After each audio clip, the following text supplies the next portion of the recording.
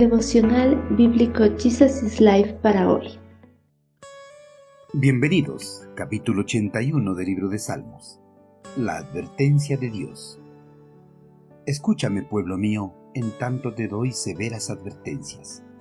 Oh Israel, si tan solo me escucharas, jamás debes tener un Dios extranjero, nunca debes inclinarte frente a un Dios falso, pues fui yo el Señor tu Dios, quien te rescató de la tierra de Egipto. Abre bien tu boca y la llenaré de cosas buenas.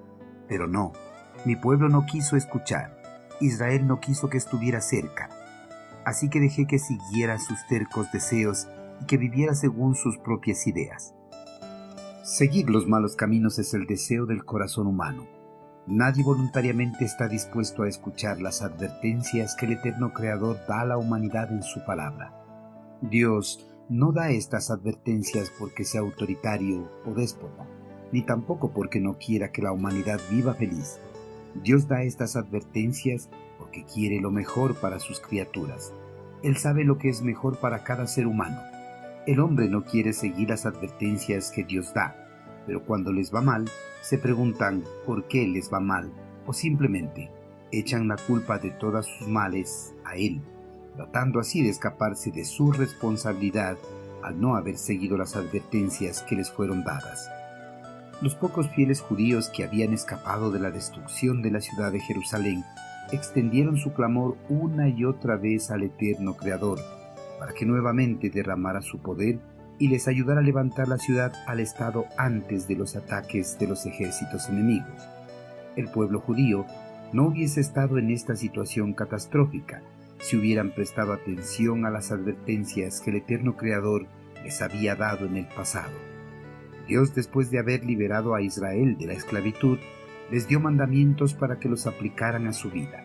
Les advirtió que el camino de la bendición estaba en la fidelidad a Él como el único Dios verdadero, y que jamás tuviesen un Dios extranjero, ni que se inclinasen frente a un Dios falso. Esta prohibición de idolatría la hizo recordándoles cómo les había sacado de la tierra de Egipto, la tierra donde habían permanecido esclavos durante muchos años. Adicionalmente, les prometió que si abrían la boca, Él la llenaría de cosas buenas. El pueblo hebreo no escuchó las advertencias, ni quiso que el eterno Creador estuviera cerca de ellos.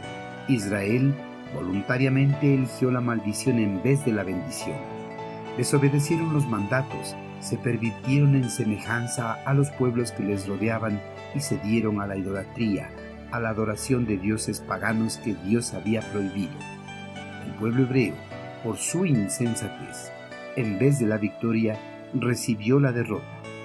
En lugar de la abundancia recibió el hambre, en vez de la vida recibió la muerte. Eso ocurrió una y otra vez a lo largo de su historia, en la medida en que Dios enviaba diversos opresores contra ellos. Esa trágica situación alcanzó su punto más bajo durante la cautividad en Babilonia en el año 586 a.C.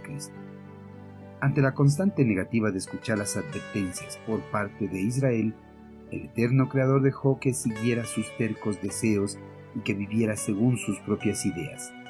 Las personas inconversas muchas veces tildan a Dios de ser autoritario y déspota, que prohíbe todo y no permite hacer nada al hombre.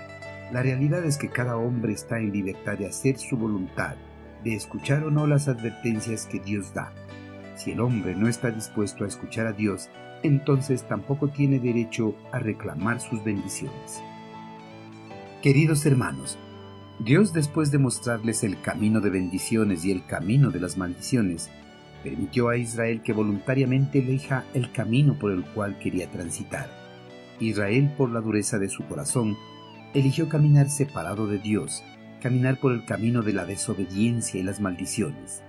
Al igual que Israel, muchas personas eligen caminar separados de Dios, lejos de su amor, de su gracia y su misericordia.